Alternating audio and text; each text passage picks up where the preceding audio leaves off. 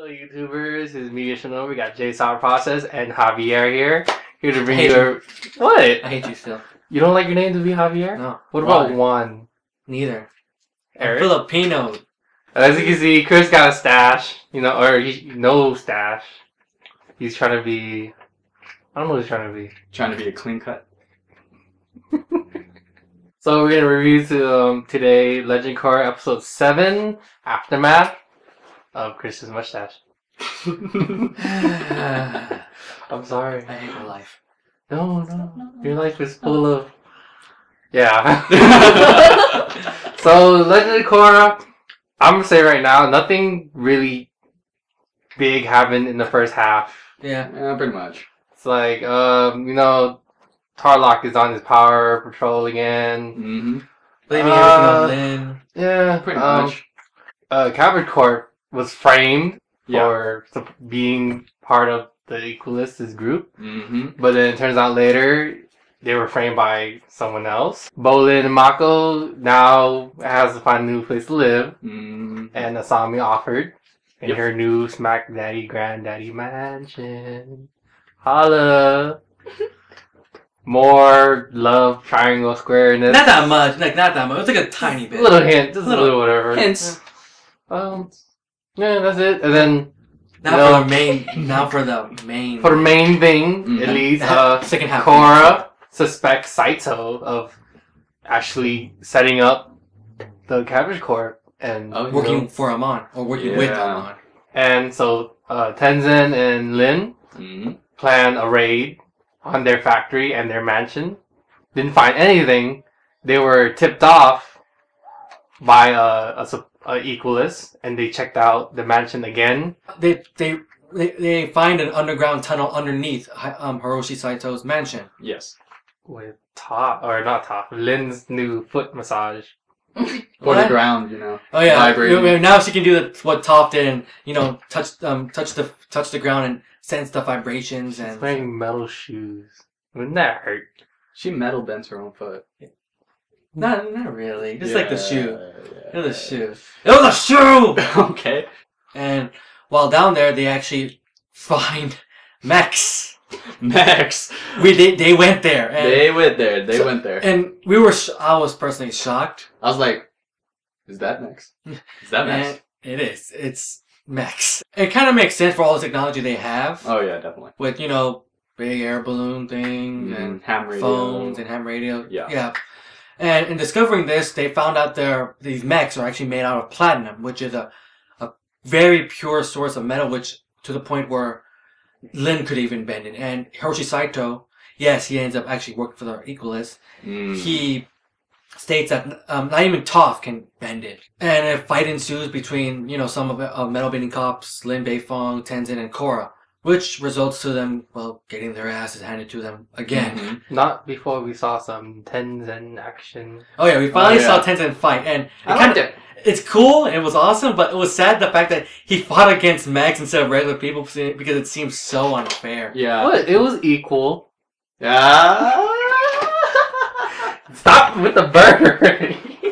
And these mechs are pretty high tech. They can They weren't high tech. okay, not high tech, but they were pretty interesting to see a fight because they can shoot up these. Did they shoot cables? No, or? it just shocked them. Yeah, they're able contact. to shoot just like the glove technology. Yeah, definitely. Interesting. I liked it, although, it's pretty bulky, so it's not that fast, but it was faster than I thought it would be. Yeah, and it's controlled from the inside. Mm-hmm. So Just think of Avatar. or You know what I find? Like, they could have won so easily by breaking up the ground. Because the mechs were they're machines. Like, can't you just burn the guy inside? well, they didn't have enough time to actually focus and keep firing on them. Yeah, the Because closest was Lin. Yeah. What about Lin? Like, she tried to kill the guy. I know. Yeah, with iron spears. He actually had these spear metal things, which is pretty badass. I love that. And it also turns out Asami is shocked about this. Which So what we thought, or at least I thought, was Asami was kind of related to Equalist is she's working undercover, but it looks like this episode showed that she didn't know what was going on. Yeah, she genuinely didn't know. But we kind of believe she's the backup plan. So Probably. She will still be equalist. Yeah, so we see that Hiroshi Saito is the main character for this episode. in a way, Yeah. Basically, he gets a lot of screen time, especially for this episode. Like we stated earlier, he was revealed to be affiliated with Amon. and the Equalists. Apparently, he was supplying all the technology for the group. Like And- the gloves. Yeah, And, all that And stuff. obviously the revealed mechs for this, what they would call mega tanks. That's what they're called? That's what they called it in the episode, which I found was interesting. Alright. I mean, it didn't really look like a tank, but, you know, regardless. They should call it the Equalizer. The Equalizer. Like we stated before, it's a... Ass whooping.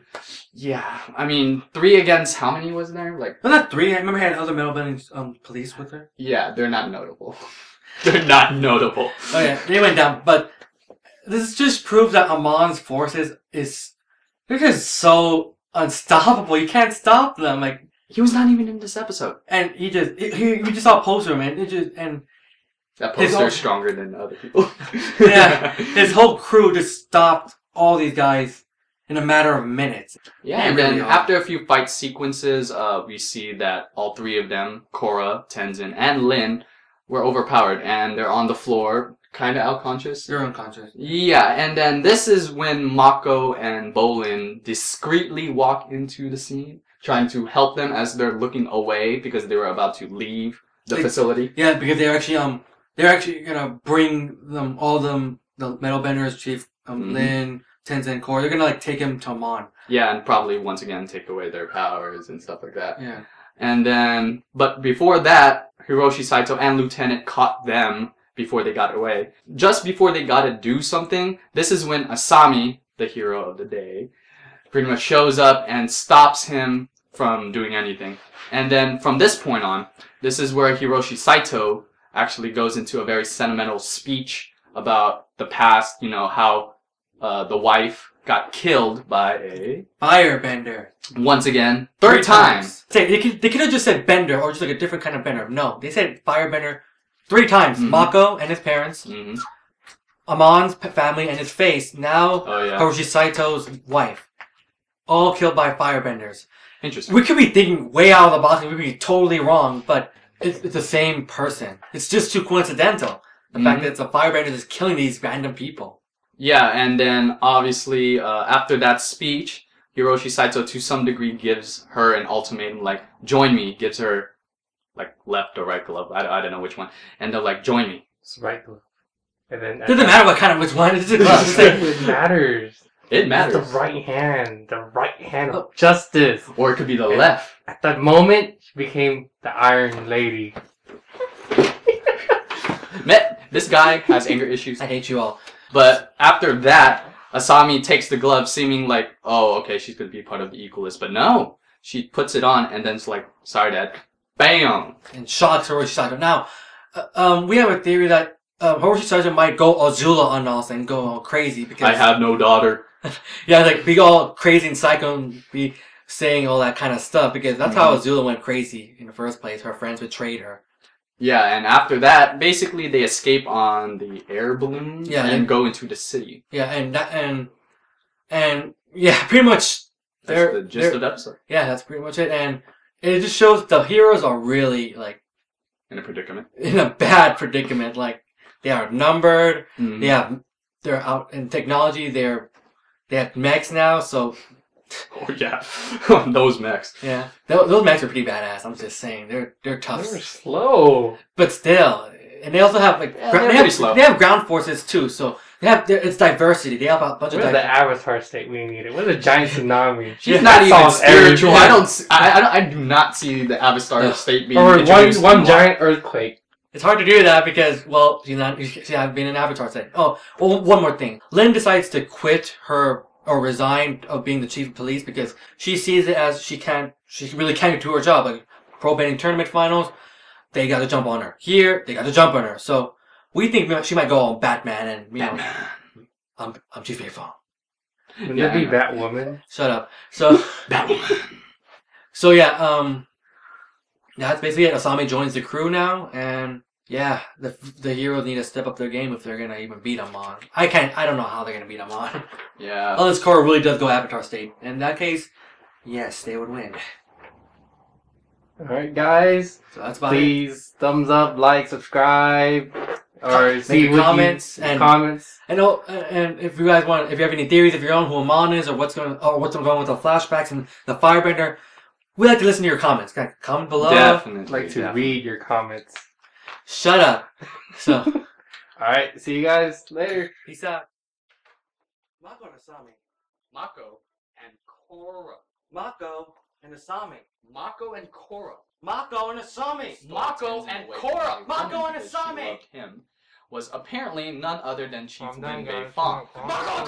They were, I think, assumingly together, but it was because they had different goals in mind that they kind of drifted apart. Their relationship was rocky.